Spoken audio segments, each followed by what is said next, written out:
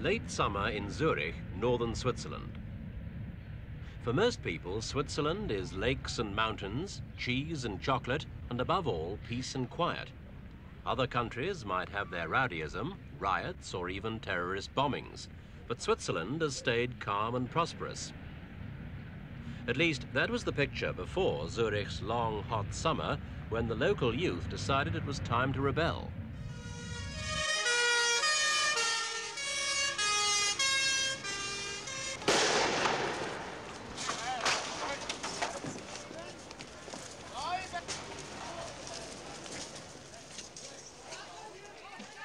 The riots began in May and continued through to September, an enormous upheaval for this normally quiet centre of Swiss banking and commerce. In early September, there were over 300 arrests as police moved in, determined to clear the streets and prevent vandalism and looting that had accompanied earlier clashes.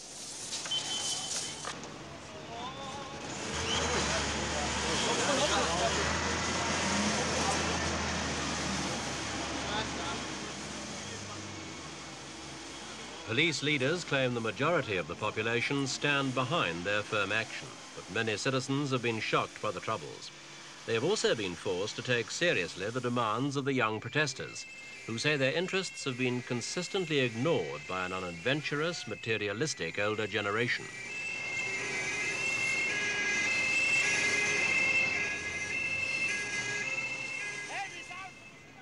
The first big protests had begun at a gala evening in May to mark the reopening of Zurich's theatre and opera house.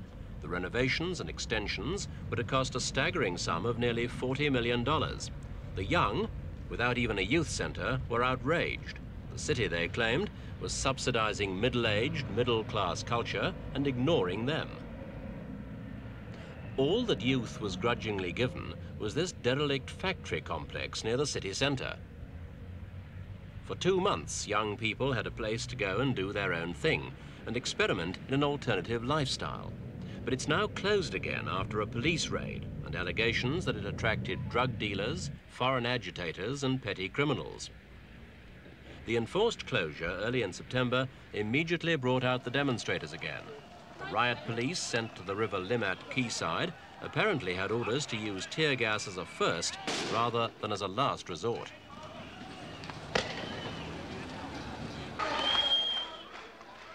As the demonstrators fell back, the police advanced.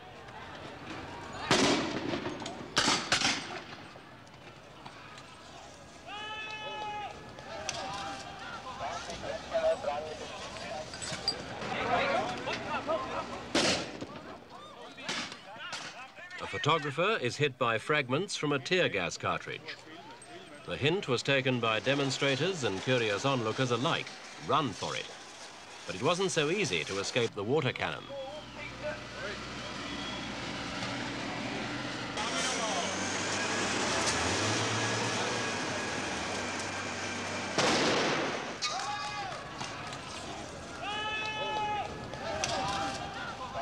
Angered by the police action, makeshift barricades were thrown up. Tension in the city had already been raised after police reported finding 40 kilograms of explosives hidden under one of the city's bridges.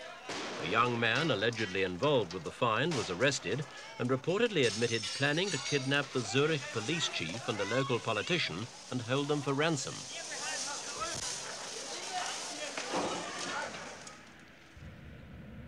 Zurich has had time to draw a deep breath and assess the situation. The spectre of anarchy and terrorism was beginning to haunt its elder citizens, and that could frighten away the business and capital which are so important to Zurich. In the city centre, banks are everywhere, symbolising the old virtues of hard work and thrift. Many Swiss hold accounts in several different banks, and all are expected to make private savings for retirement and old age.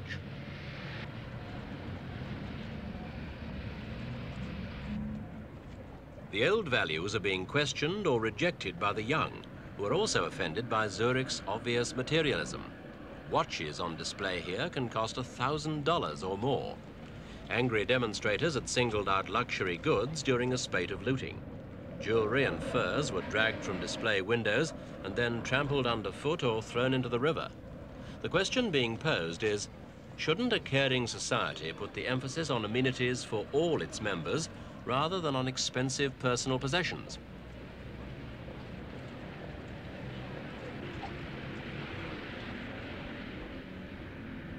Zurich's skyline is dominated by the university. It hasn't been a center of protest like the American campuses or the Sorbonne in Paris in the 1960s. But students do have their complaints.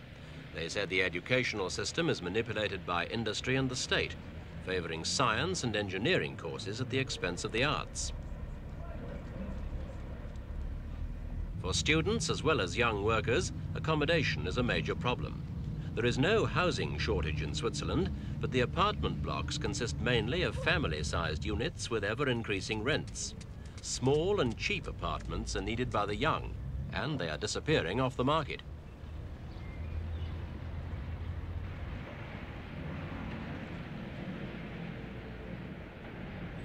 The youth of Zurich, then, feels that its interests are being ignored in several important areas of life. Their protests have as yet brought few positive results, but they have started an intense debate in the local and national media. The prestigious Neue Zürcher Zeitung took a conservative stance, though it drew the line at supporting an open letter by 56 prominent citizens calling on the Swiss president to send in troops against these hordes of vagabonds. The city's other big paper, the Tages-Anzeiger, has a more liberal tradition, but it was allegedly forced to moderate its support for youth when big city stores threatened to withdraw advertising. This incident provided more ammunition for the young radicals of Zurich.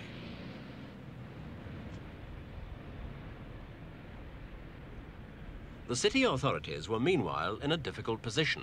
The majority of citizens were strongly opposed to the young demonstrators, yet the main local political party, the Social Democrats, generally supported their aspirations. And when the third weekend of September saw a bigger and more determined demonstration, the situation threatened to become more and more polarized.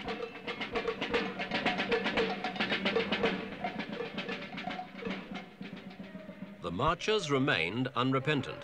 Those involved in the running of the Autonomous Youth Centre reject allegations that foreign agitators or terrorists ever went there. They say some foreigners did appear, but they were students on vacation, hitchhiking through. And as for drugs, the youths themselves had expelled as undesirable anyone dealing in hard drugs.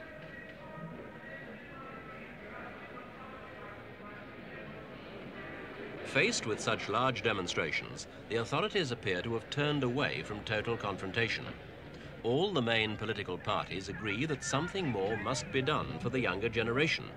And there is a consensus that the Autonomous Youth Centre could in principle be reopened. But not, say the city elders, under conditions of near anarchy. Some responsible body, they say, must accept overall responsibility for the venture.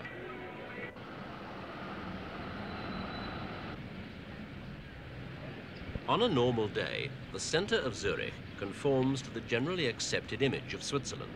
Everything is peaceful, everyone appears content, as well they might, in one of the most prosperous and peaceful countries in the world. Only the pessimists foresee the possibility of Swiss youth turning to the urban terror that convulsed West Germany in the past decade.